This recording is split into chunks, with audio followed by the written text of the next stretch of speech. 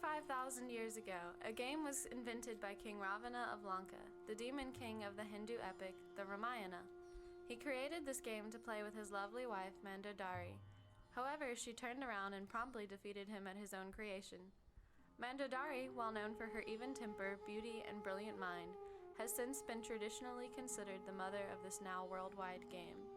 Although not named in the Ramayana, this game has crossed ages and spread continents to become one of the most popular board games in the world. The game is believed to have originated in India due to the many references in Indian literature to the then unnamed game. A poem written in Sanskrit called the Vasavadatta also mentions the game. The poem tells the story of a princess falling in love with a king and provides a description of a game with chessmen on a two-toned board. The text reads, "The time of the rains played its game with frogs for chessmen, which, yellow and green in color, as if mottled by lac, leapt up on the black field squares." However, the name of the game is not mentioned, but the description of the pieces is what is later identified as Chaturanga. In this original game, 4 players sat on 4 sides of the board with 8 pieces each. They possessed 4 pawns, a horse, an elephant, and a chariot. The game was played by the roll of a dice to determine which piece could be moved. As the Persians adopted the game, the name changed to Shatrang. The game is again mentioned in the records of Ardashir, son of Papak. This text deals with Ardashir, founder of the Sassanid Empire, who died in 242 AD.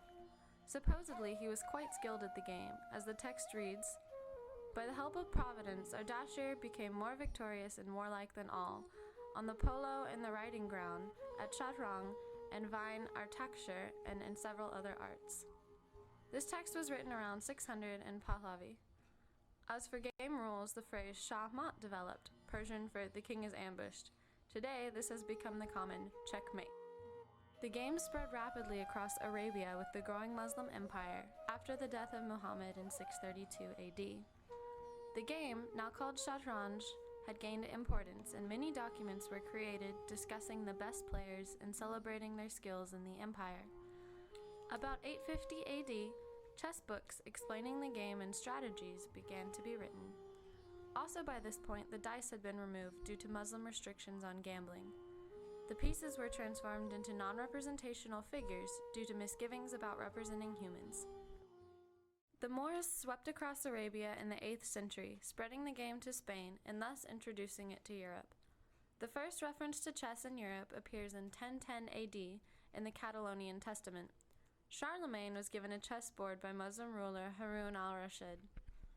The game reached Russia around the same time, and the names of the pieces in the early Russian game clearly reflect their Persian heritage. In China and Japan, the game came to exist early through interactions along the Silk Road, a vast trading route spanning between Europe, through the Middle East, all the way to China. Several scholars even argue that the game was invented by the Chinese. However, the etymology of the name chess is strictly Indian. Modern chess in China borrows from Indian chaturanga and from the traditional Chinese game of Go, and is played on the intersections of squares.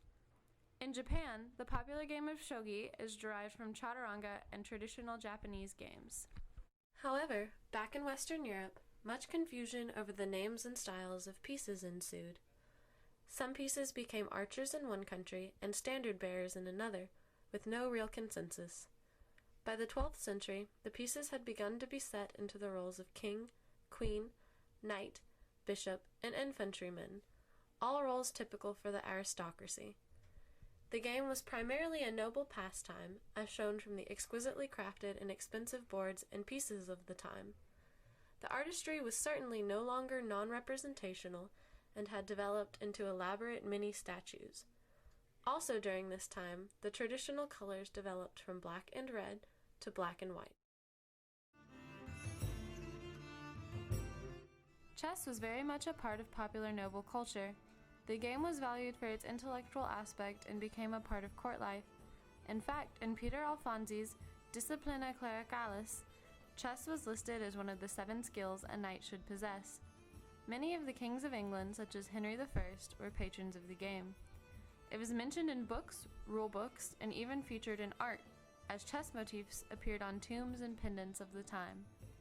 Queen Margaret of England had a famous green and red chess set counted among the royal treasures. Between 1475 and 1500 AD, some changes were made in the European game. The checkerboard was introduced into play, and the rules for the piece's movements were changed. The queen was introduced as a female piece and became the most powerful piece in the game, cutting the playtime in half. The formerly weak bishop also developed unlimited moves. In the 18th century, François-André Danican Philidor of France wrote the first book dealing entirely with the strategies of chess, L'analyse des échecs, the analysis of chess. In the 19th century, chess organizations and clubs began to appear, and the game achieved the moves and physical appearance that we now know. The first modern chess tournament was held in 1851. There then began many such tournaments, with the world champion being held in much prestige. Much of the history after this becomes a series of winners and prodigies, holding titles and winning tournaments. Often, we don't think about the origins of something that is internationally accepted as popular. But when we really delve deep into the past of something, such as chess, one of the most popular games today, a heritage can be discovered. From the supposedly uncivilized world of India developed a game that would cross continents and become a modern pastime for all to enjoy.